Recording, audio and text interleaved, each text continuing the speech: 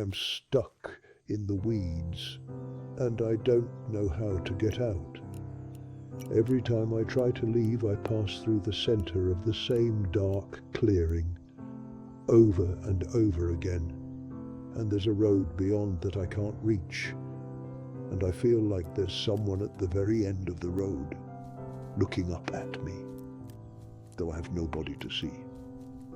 And maybe I will start there, and tell you of laying the path through these woods, which came before the roads, and the sky before the soil, and on up to my very coming to the vale. There at the beginning of all things, these old trees, this old island.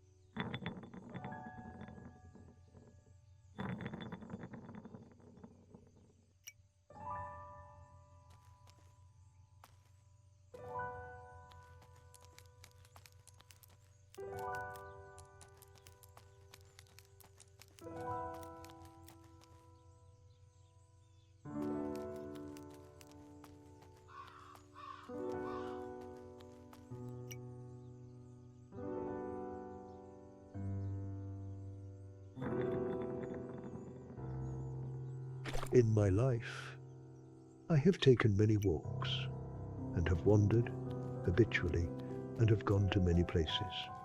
I have wandered the cobblestone alleyways along the Amstel, and the winding soils of the Normandy coast, where Mont Saint-Michel sits under bright god rays.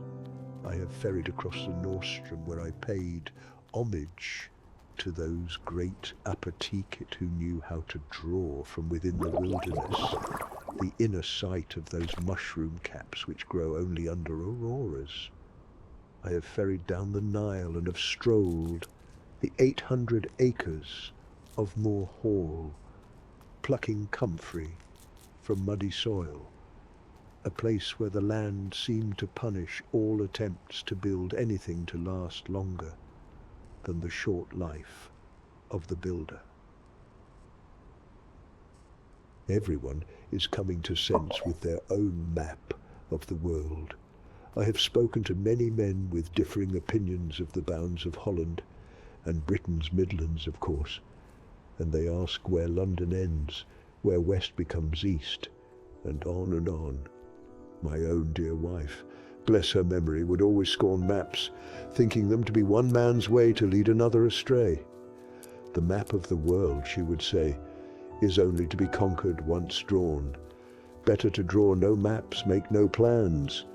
But everyone does make a map of the world, their path through it, and we mark our maps for danger and fear, and we stay on narrow paths.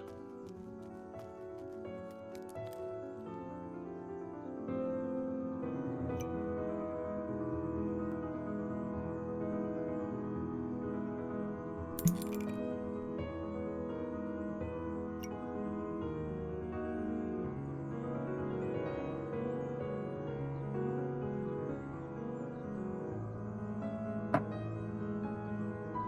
if you look, you will see many attempts of mine to make my island feel livable, walkable, and to resemble those places of the world which brought me inspiration in my waking life. An apothecarium should be a place of immersion, as it is a place of solitude. Islands, fortresses, buffers to those things which distract the mind from the goals that we set for ourselves in this life, foolish or virtuous, criminal or honorable. Oh, my dear friend, the things we wish to make. I can, if you would hear it, start with how we got to this place. Place it, if you would, in your mind, that which makes the schism of your mind. Schism is blood, cycling through the heart, and yet also it is the wind which pushes against the pines, strengthening their roots, deepening their resolve to stand. Schism is both the river which erodes the soil and the stone which directs the continuation of its flow. Schism is the combination of two forces of creation: intent, the conscious push towards an action, an image, the centering of a thing in your mind, which, with the right intent, can be brought into being.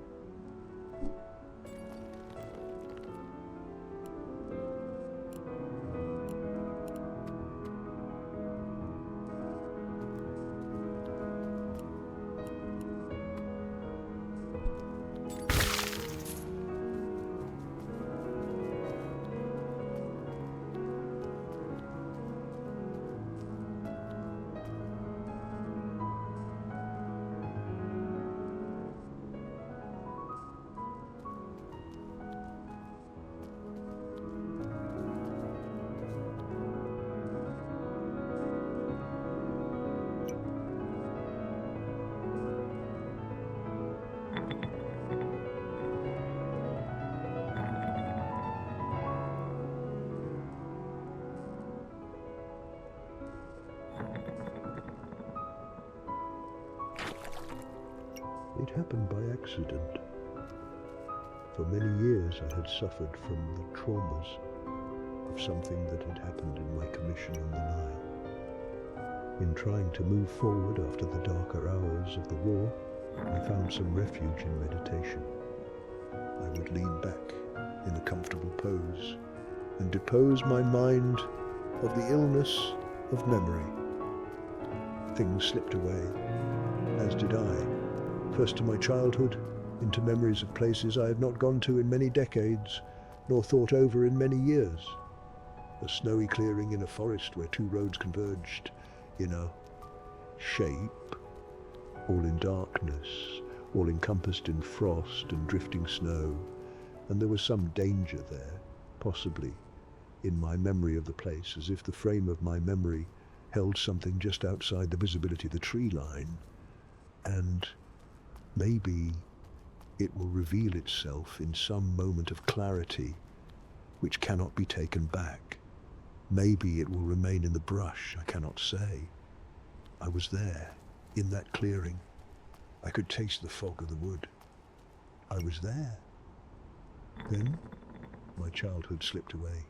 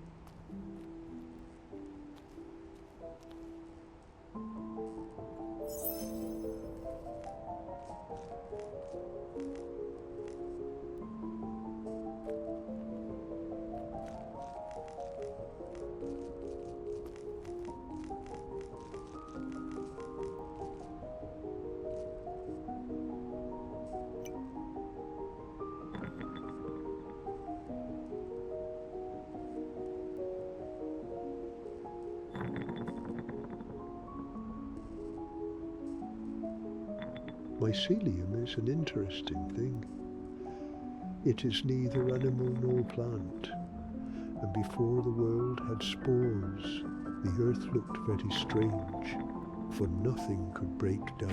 There is a herb named moly, which holds great power over the mind when ingested. Many believe it to be a work of fiction, for it is mentioned only in the old epics, and is not catalogued in any botanist's journal. Many have looked for moly over the years, and many more think that it does not exist. I searched for many years, tracking Odysseus's route through forgotten islands in the Mediterranean, and after many frustrations I found the herb, white-petaled and bulbous, poking out through outcropping of limestone on the remote island of Gorgona. I ingested it as a tea and fell into Moly's sweet ancient trance, that of my childhood, that dream of the forest in snow. The mental experience left an imprint on me of something tangible. I woke feeling the numbness of the wood's bitter air on my knuckles. Though they were not cold, they only had the lasting impression of a recent experience of cold. I had felt as I did as a child that I had travelled to another place. Place it, if you would, in your mind, that which makes the schism of your mind.